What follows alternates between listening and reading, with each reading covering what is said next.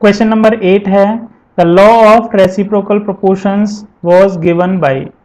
तो इसका correct answer होगा रिचर्ड। रिचर्ड ने लॉ ऑफ रेसिप्रोकल प्रोपोर्शंस दिया था। ये लॉ क्या है, इसका स्टेटमेंट की अगर हम बात करें तो स्टेटमेंट है द मासेस ऑफ टू और मोर element which separately react with same mass of third element are also the masses of these elements which react with each other or in simple multiple of them। कहने का मतलब क्या है इसमें, अगर जैसे एक एग्जांपल लेता हूं मैं, एग्जांपल से समझने की कोशिश करते हैं, उसके बाद आइडेंटिफिकेशन की बात करेंगे। जैसे कोई एक एलिमेंट है कार्बन, कार्बन का फिक्स मास अलग अलग एलिमेंट जैसे हाइड्रोजन से भी कंबाइन होता है और ऑक्सीजन से भी कंबाइन होता है। कार्बन का फिक्स मास हाइड्रोजन से कंबाइन होकर सपोज CH4 फॉर्म करता है। इस CH4 में कार्बन का जो मास होगा वो 12 ग्राम होगा और हाइड्रोजन का मास जो होगा वो 1 ग्राम होगा। इसी तरह से कार्बन का 12 ग्राम मास ऑक्सीजन के साथ कंबाइन होता है और CO2 फॉर्म करता है। CO2 में ऑक्सीजन का मास 32 ग्राम है और कार्बन का मास वही 12 ग्राम है। तो ये तो हुई कंडीशंस कि कोई एक एलिमेंट है जो डिफरेंट एलिमेंट से डिफरेंट मासेस से कंबाइन होता है। जैसे कार्बन हाइड्रोजन के 4 ग्राम मास से कंबाइन होता है, उतना ही कार्बन ऑक्सीजन के साथ में 32 ग्राम मास से कंबाइन होता है।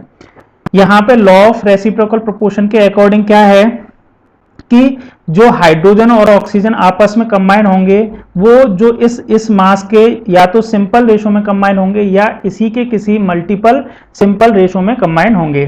जैसे अगर हम बात करें हाइड्रोजन और ऑक्सीजन आपस में कंबाइन होके H2O फॉर्म करते हैं और H2O में अगर इसके मासेस देखेंगे तो हाइड्रोजन का मास 2 है और ऑक्सीजन का मास जो है वो 16 है, जो कि मास किसके मल्टीपल हैं 4। जो कार्बन के मास जो है 4 और ऑक्सीजन का मास जो था वो 32 था।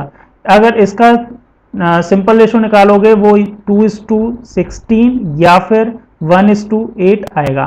तो लॉ ऑफ रेसिप्रोकल के अकॉर्डिंग ये ही है कि कार्बन के जो फिक्स मास है वो हाइड्रोजन से और ऑक्सीजन से जिस अलग अलग रेशो के साथ कंबाइन होते हैं, मतलब 4:32 के रेशो में कंबाइन हुए, तो ये हाइड्रोजन और ऑक्सीजन अगर आपस में कंबाइन होंगे तो इसी रेशो में 4:32 के रेशो में या फिर इसके किसी सिंपल रेशो में ही कंबाइन होंगे।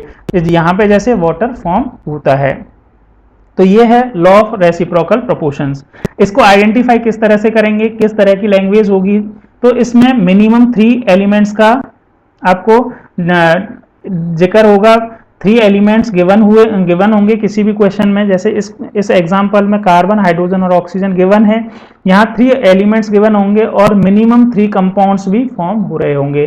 तो आप अज्यूम कर सकते हो या थोड़ा सा आइडिया लगा सकते हैं कि वहां पे लॉ ऑफ रेसिप्रोकल प्रोपोर्शंस ऑब्वे हो रहा होगा। लेकिन सारा का सारा डेटा को एनालाइज करने के बाद ही आप फाइनल कंक्लूड करोगे कि यहाँ law of reciprocal proportions applicable है या नहीं। ये जो आइडेंटिफिकेशन मैंने बताया है वो एक इनिशियल आपको हिंट देगा कि यहाँ पे law of reciprocal proportions apply कर सकते हैं।